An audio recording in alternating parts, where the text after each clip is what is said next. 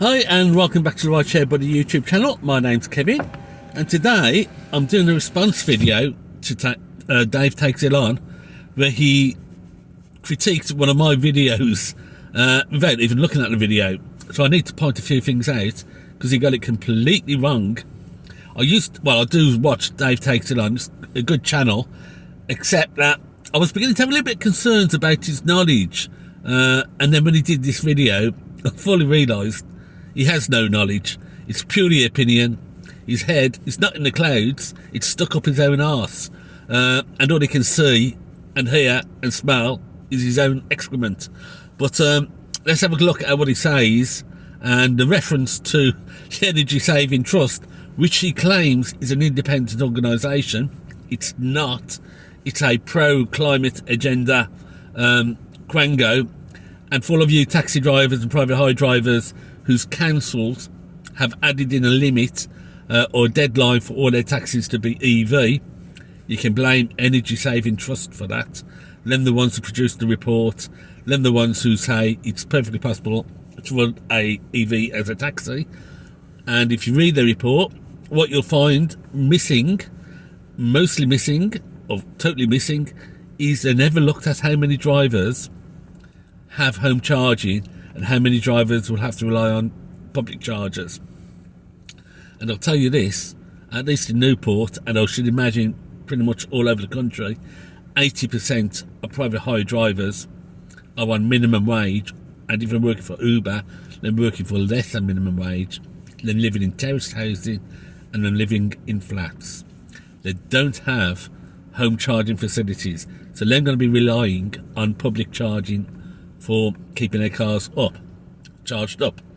So it's okay for people like Dave to go, of course, all they need to do is to spend £300,000 on a detached house with off-road parking, and they'll be okay. And then they can spend £30,000 on solar paneling, and they can have it all for free. What's the problem? That's the sort of people you get with Dave Takes It On and these eco-zealots who claim, well, you must be a numpty if you don't have home charging. They don't realise the reality of what people are living under. And that's the problem. And that's going to cause major problems in the taxi industry in the years to come. Because quite simply, the public infrastructure charging is not there to put on a lot of cars. For instance, Newport Council has 6,000 cars on private hire. 6,000. Maximum age of a car, I believe, is 7 years, and in 2 years all new taxis and all new private hire has to be EVs, or at least tailpipe emission free. Now, there are no hydrogen cars on the market or coming onto the market that's going to be suitable for private hire, so it's going to be EVs, and the infrastructure in Newport is not there. Let's take a look at it. We're going to be having 1,000 new taxis, EVs, coming onto the road every year in 2 years' time. 1,000 cars, EVs, needing to be charged every day from then on. And Newport does not have that infrastructure even for the first year and the first 1,000 cars. Forget about the 6,000. They don't have enough for the 1,000. So what you're going to have is a lot of people being let down by taxis, because what we have in Newport is the Tesla, which is now fully booked almost all completely, so you're not going to be able to put 1,000 cars a day in there to charge up every day. You got the Arnity, which is 6 pumps. That's not going to do 1,000 cars. with 1,000 people coming out, 1,000 drivers every morning coming over to charge up here, or throughout the day to charge here. And then you have the BP for Uber drivers. Everywhere else, it's just totally unaffordable. What you're asking is people earning minimum wage to lose £150 a week out of that wage to pay for the extra in EV charging. Because let's look at that. Using Tesla Public and Ionity, I'm spending about the same amount of money on fuel as I did in an Ioniq hybrid, £150 a week. If I had to go and fill up at Esso, who are charging 90 pence a kilowatt hour, I would have to find an extra £150 a week out of a minimum wage to pay for that extra fuel. No driver is going to do that. They're going to queue up at Ionity, they're going to queue up at Tesla, at the Celtic Manor. You're going to have 500 cars queuing up for fuel pumps. 500 cars in the morning for the morning day shift, 500 cars on the evening for the evening shift. Do Newport have any plans for big super hub? No, they don't. What they've got is a plan for 50 kilowatt charger from Dragon, which is going to involve people on minimum wage having to find an extra £50 or £60 a week out of a minimum wage or below minimum wage if they're working for Uber to fill up the car every week. It's not going to happen. And there's going to be a response to that, and that is, just have a quick look at this. For you Tesla lovers out there, have a quick look at this. That Tesla has died completely. The guy can't move it. He's walked off and left the car there. Out of fuel, just died. He can't even get into it anymore. So that's Tesla for you. Just had to point that out because Dave Takes It On is a big Tesla fan. He thinks Tesla sun shines out of Elon Musk's arse, as a lot of Tesla drivers do. They're not great. They're not perfect. They do just die quite often. And you're sort of left with a dead chunk of metal. Fortunately, never happened with Hyundai. Worked perfectly. But let's get back on. What it means is every morning you're going to have hundreds of cars queuing up for very few chargers. That means school runs. Children go to school in the taxi school runs will be late because their driver is number 462 on a queue for a charger. It means hospital patients are going to be late for those taxis doing the hospital cars and replacing ambulances, because Mrs. S, who needs to get to her cancer appointment and treatment, is sat at home waiting while her driver in taxi is queue number 262 because there's no charging facilities in Newport. And this is going to be replicated all over the country. Maybe the only city ready for EV is London. They've got it well planned, they've got loads of infrastructure, but once you leave London, there's nothing.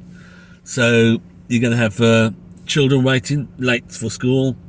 You're going to have teachers having to have overtime while they sit with children because their school picking them up after school is late because of number 162 on the queue. It's just not going to work, and that is thanks to Energy Saving Trust promoting the fact that you can do EVs, but they've taken no account at all into how many people can home charge and how many people can't home charge. And when you're on minimum wage, you can't afford to spend £300,000 on a house with off-road parking. You can't afford to spend £30,000 on solar panelling. The vast majority of private hire drivers will not have home charging, and they don't have a choice about whether they do an EV or not, because councils have set in place deadlines. In Newport, that's in 2 years' time. Whether you've got home charging or not, you're going to have to get an EV once you have to change your car. No choice. And if you're a new driver coming on, you're going to have to go straight into an EV. You can't use your old diesel or old petrol to build up a fund because they won't accept it as a plate. That's the difference. So all of these middle class, middle-aged, older pensioner, green zealots and gammons going around, of course you can do it. They've got no idea as to what the real world life is like for private hire. And neither do the councils. I mean, 2 years' time, you're going to start having 1,000 new cars a year coming into Newport as private hire EVs, and there's no infrastructure there at all. Nothing to support those 1,000 cars a day who need to charge up every day. Let's say 20% have home charging. They might have an older council house built in the 50s and 60s that were built with driveways. They might do that. 20% may have that. But 80% will be in modern social housing with no car parking, with no ability to home charge, or they'll be in flats, or they'll be in terrace housing.